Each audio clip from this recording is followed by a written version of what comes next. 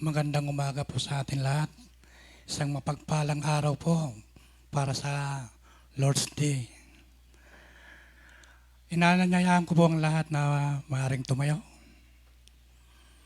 Buksan po ang ating mga Biblia sa Old Testament, sa 1 Samuel chapter 4, verse 1 to 11. 1 Samuel chapter 4, verse 1 to 11 po.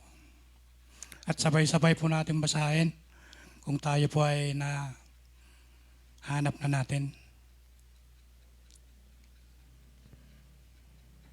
1 Samuel chapter 4, verse 1 to 11 po.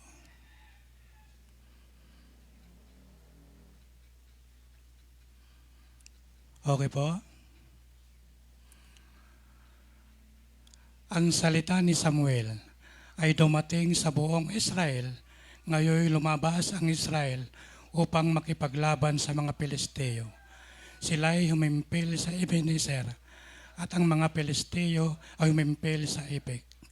Ang mga Pilisteo ay humanay laban sa Israel at nang sila ay magsagupa, ang Israel ay nagapi ng mga Pilisteo na pumatay ng halos 4,000 katao sa larangan ng digmaan. Ang mga kawal ay dumating sa kampo. Sinabi ng matatanda, ang Israel ay bakit pinatalo tayo ngayon ng Panginoon sa harapan ng mga Pilisteo? Dalhin natin dito ang kaban ng tipan ng Panginoon mula sa Shilo upang siya ay makasama natin at iligtas tayo sa kamay ng ating mga kaaway. Kaya't nagpasugo ang bayan ng Shilo at kanilang dinala mula roon ang kaban ng tipan ng Panginoon ng mga hukbo na nakaupo sa mga kirubin. Ang dalawang anak ni Eli na sina Hopni at Pinehas ay naroroon at binabantayan ang kaban ng tipan ng Diyos. Nang ang kaban ng tipan Sorry po.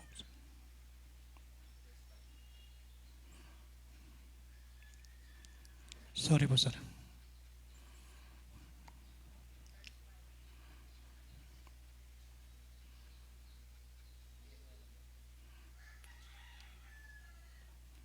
Marami mo dyan. Niyan.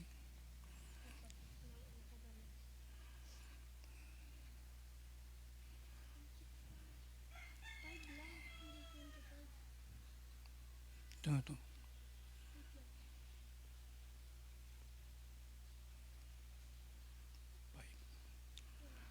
Sige po.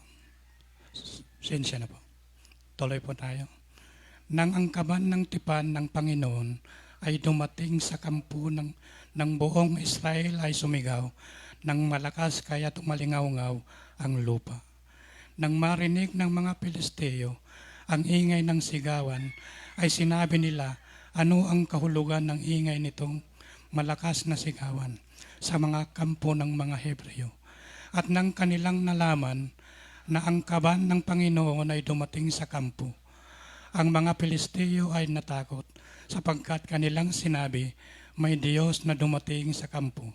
Kanilang sinabi, kahabag-habag tayo sapagkat hindi pa nagkaroon ng ganyang bagay kailanman. Kahabag-habag tayo, sino ang magliligtas sa atin sa kamay ng mga makapangyarihang Diyos na ito? Ito ang mga Diyos na pumuksa sa mga taga-Ehipto sa pamamagitan ng sari-saring salot sa ilang. Kayo'y magpakatapang at magpakalalaki, o kayong mga Pilisteo, baka kayo'y maging alipin ng mga Hebreo na gaya ng naging kalagayan nila sa inyo. Kayo'y nagpakalalaki at lumaban. Ang mga Pilisteo ay lumaban at ng Israel ay natalo. At tumakas ang bawat isa sa kanila patungo sa kanya-kanyang tahanan. Nagkaroon ng malaking patayan sapagkat ang nabuwal sa Israel ay 30,000 kawal na lakad. Ang kaban ng Diyos ay nakuha at ang dalawang anak ni Eli ay sina Hopni at Pinehas ay napatay. Tayo po ay manalangin. Panginoon, marami pong salamat sa araw na ito. Panginoon, haplosin mo po kami na iyong mapagpalang kamay, ang bawat namin puso, na ang salita mo lamang, Panginoon, ang aming naisin sa araw-araw. Alam po namin, Panginoon, na ikaw po ang kumikilos sa amin. Panginoon, patibayin mo po pa ang aming pananampalataya sa iyo. Huwag mo po kaming bibitawan sa mga oras, Panginoon, na kami ay nanghihina. Panginoon, ikaw lamang po ang aming malalapitan. Ikaw lang po ang Diyos na buhay. Ikaw lang po ang Diyos na dapat purihin at sambahin lamang. Ikaw po ang Diyos na mapagpatawad sa lahat ng kasalanan ng tao. Bagamat kami ay kaaway, isinugo mo ang iyong buktong na anak upang kami pagkasundo sa iyo. Salamat, Panginoon. Gabayan mo kami sa araw-araw. Yan ang aming panalangin sa iyo, mga mo, Jesus. Amen. Numako naman tayo sa bagong tipan. Sa John chapter 4, verse 21 to 24 po. John 4, 21 to 24.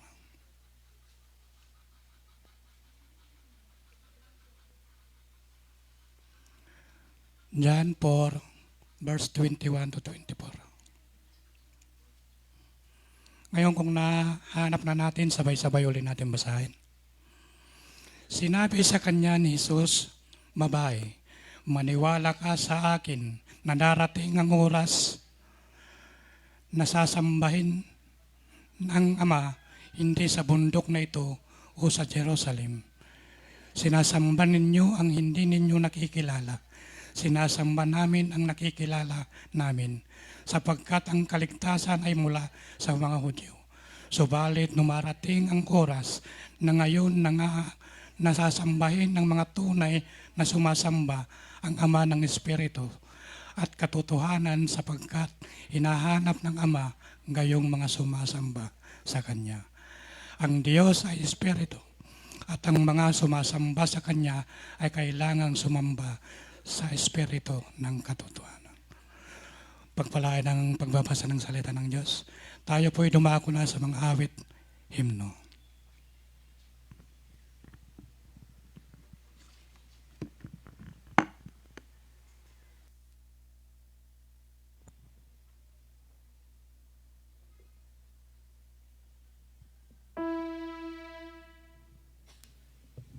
Sige po, tayo po ay patuloy na tumayo. At ang una po nating awitin ay yung bagong kanta.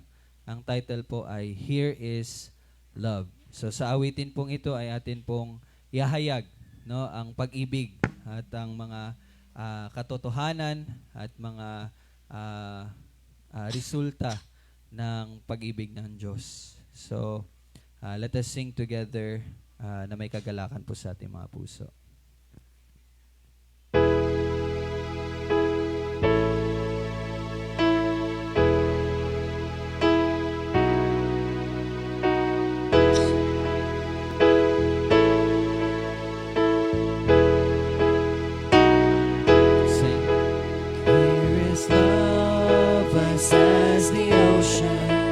Loving kindness as the flood when the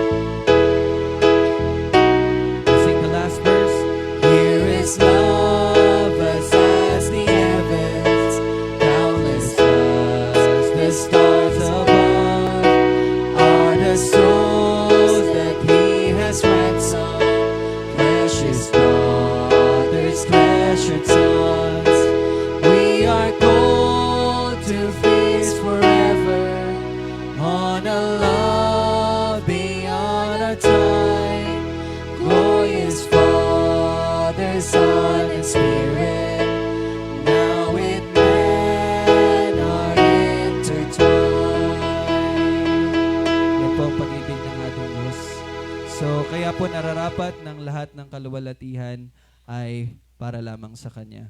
So all together, let's sing All Glory Be to Christ.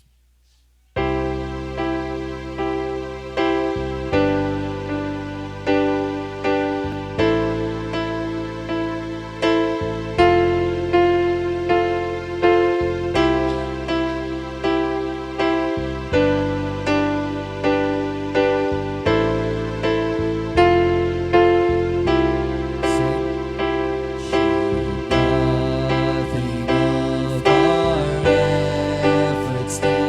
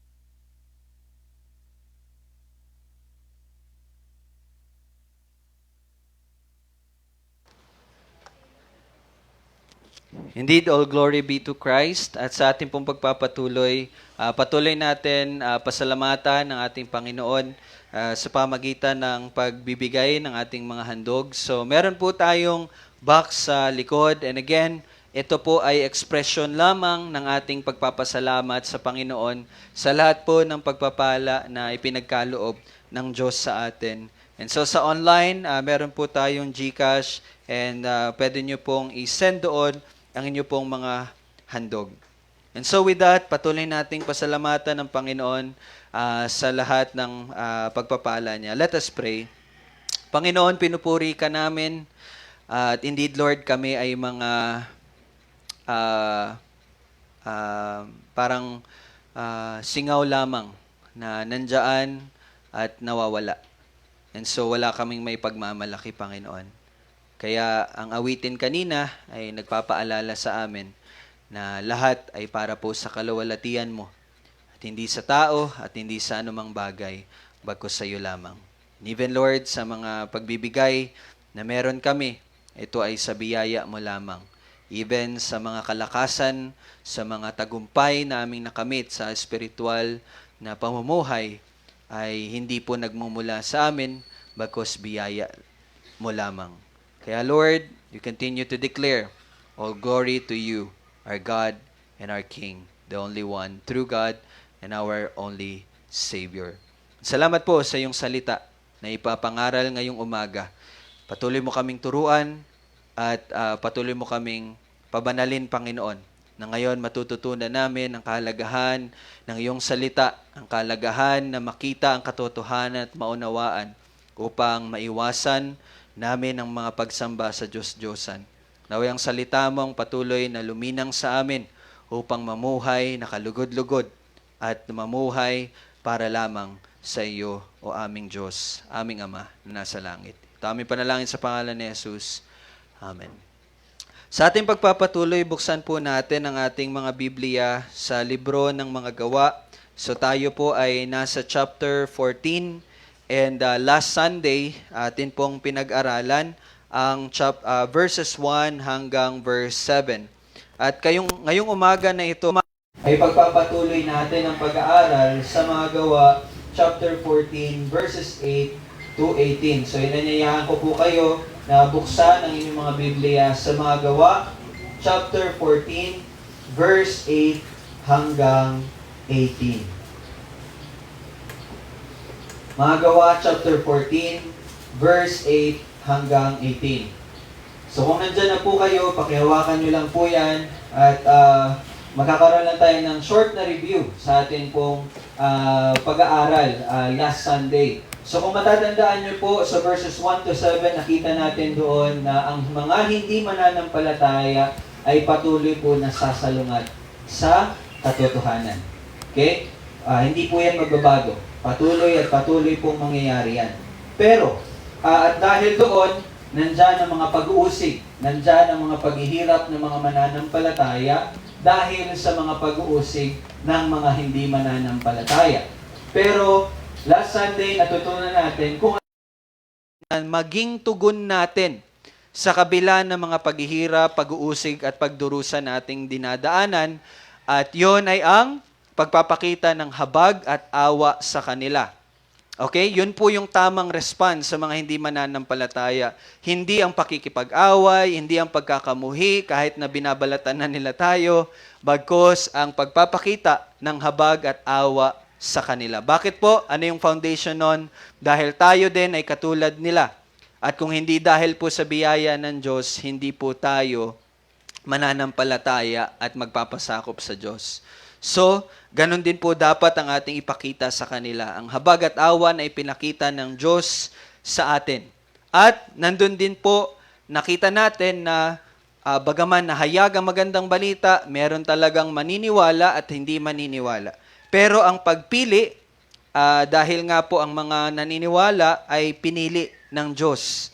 Ang pagpili po ay hindi dapat magdulot sa atin ng pagmamataas sa mga hindi pinili, bagos ito dapat ay mag-uudyok sa atin ng pagpapakumbaba. Bakit po? Kasi nga, lagi nating isipin, kung hindi dahil sa biyaya ng Diyos, ay pareho lang din nila tayo na patuloy na makikipaglaban sa Diyos. At bagaman nandyan po ang mga pag-uusig, patuloy po tayong maglingkod dahil nandyan po ang pag-iingat ng ating Panginoon. As long as meron kang araw na ibinibigay ng Diyos, patuloy mo po siyang paglingkuran. At kanina sa prayer meeting, ipinag-pray natin na magkaroon at mag-prepare na tayo para sa ating paghahayag ng magandang balita. So, by God's grace, simula next Sunday, sabi ko nga po, magkakaroon tayo ng meeting. Naway, palakasin tayo ng Panginoon at ihanda na tayo. Magkakaroon tayo ng mga training para sa paghahayag at by God's grace, magagawa na natin yung mission natin dito sa Kabkaben and sa mga kalapit na mga barangay. So, ang application is ihayag natin ang magandang balita. Palagi na po yan inuulit sa atin. Kaya kailangan po nating tumugon sa salita ng Diyos at gawin po ito. Ngayon, pagpapatuloy tayo sa salaysay sa chapter 14, tayo po'y magsitayo at basahin natin ang salita ng ating Panginoon. From verse 8 hanggang 18. Sabay-sabay nating basahin. Sa Listra ay may isang lalaking nakaupo na walang lakas ang mga paa at kailanmay hindi makalakad sapagkat pilay na siya mula nang ipinanganak. Nakinig siya sa pagsasalita ni Pablo. Nang titigan siya ni Pablo at makitang mayroon siyang pananampalataya upang mapagaling, ay sinabi niya sa malakas na tinig, "Tumindig ka ng matuwid sa iyong mga paa." At ang lalaki ay lumukso at nagpalakad-lakad. Nang makita ng maraming tao ang ginawa ni Pablo, nagsigawan sila na sinasabi sa wikang Lycaonia, "Ang mga Diyos ay bumaba sa atin sa anyo ng mga tao." Tinawag nilang Zeus si Bernabe at Hermes si Pablo, sapagkat siya ang pangunahing tagapagsalita. Ang pari ni Zeus na ang templo ay nasa harap ng lungsod, ay nagdala ng mga baka at mga putong na bulaklak sa mga pintuang daan at ibig maghandog kasama ng napakaraming tao. Ngunit nang marinig ito ng mga apostol na sina Bernabe at Pablo, pinunit nila ang kanilang mga damit at tumakbo sa gitna ng karamihan na sumisigaw, "Mga Ginoo, bakit ninyo ginagawa ang mga bagay na ito? Kami mga tao rin na gaya ninyo. Nagdala kami ng magandang balita sa inyo upang mula sa walang kabuluhang mga bagay na ito ay bumaling kayo sa Diyos na buhay, na siyang gumawa ng langit, ng lupa, ng dagat, at ng lahat ng nasa mga iyon. Noong nakaraang mga panahon na hinayaan niya ang lahat ng mga bansa na lumakad sa kanilang mga sariling daan. Gayunman, ay hindi niya hinayaang mawalan siya ng saksi sa paggawa ng mabuti, na nagbigay sa inyo ng ulan mula sa langit at ng masasaganang panahon at pinupuno kayo ng pagkain at ang inyong mga puso ng kagalakan. Maging sa pamagitan ng mga pananalitang ito, ay bahagya na nilang napigil ang mga tao sa paghahandog sa kanila. Pagpalain ng salita ng Panginoon, tayo po'y magsiupo muli. Now, medyo maiiba po tayo ng tema sa umagang ito. Hindi siya more on the gospel, but it is more on warning para sa bawat isa sa atin.